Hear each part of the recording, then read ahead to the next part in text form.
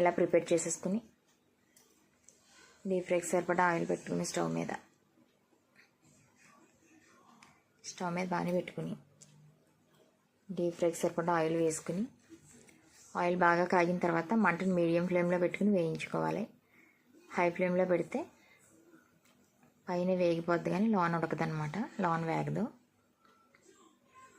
మంటను మీడియం ఫ్లేమ్లో పెట్టుకుని వేయించేసుకుని దోరగా గోల్డెన్ బ్రౌన్ కలర్ వచ్చేదాకా వేయించుకుని మనం ప్యాకెట్న్నర వేసాం కనుక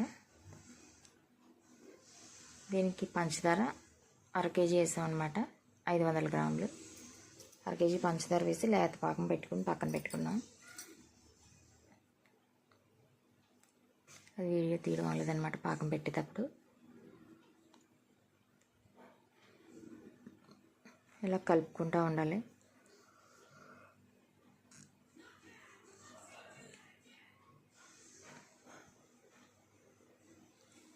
అన్నీ అలా ద్వారగా వేయించేసుకుని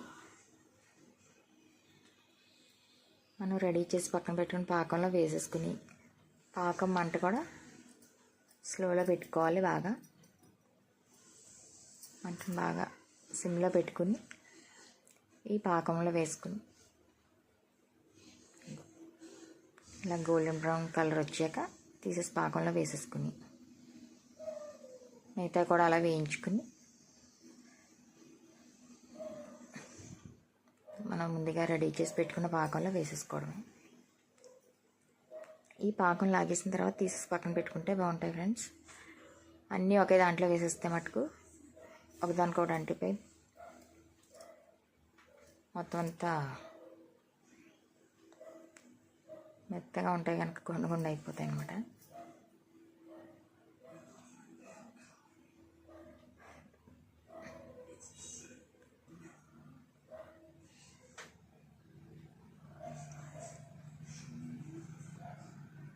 మొత్తం అన్నీ అలా తీసి దాంట్లో వేసేసుకుని మరొక వాయ మొత్తం 3 వాయలు వచ్చాయన్నమాట. పాకంలో వేసాక చూసారా వేసేయచ్చు. పాకం అంతా లాగేసిన తర్వాత వేరే బాక్స్లోకి తీసేసుకుని మిగతాయి కూడా దాంట్లో వేసుకుని రెడీ చేసుకుంటే ఎంతో సింపుల్గా టేస్టీగా రెడీ అయిపోతాయి ఫ్రెండ్స్. మీరు కూడా ఇలా ట్రై చేసి మీకు ఎలా కుదిరిందో మాకు కామెంట్ చేయండి ఫ్రెండ్స్. మా ఛానల్ ఇంకా ఎవరైనా సబ్స్క్రైబ్ చేసుకోకపోతే చేసుకుని మిగతా ఇన్ని కూడా వేయించేసుకుని అలా వేసుకున్నాం. బౌల్లో వేసుకుని సర్వ్ చేసుకుంటే ఎంతో టేస్టీగా రుచిగా ఉండే గులాబ్ జామ్స్ రెడీ అయిపోతాయి ఫ్రెండ్స్. Thank you.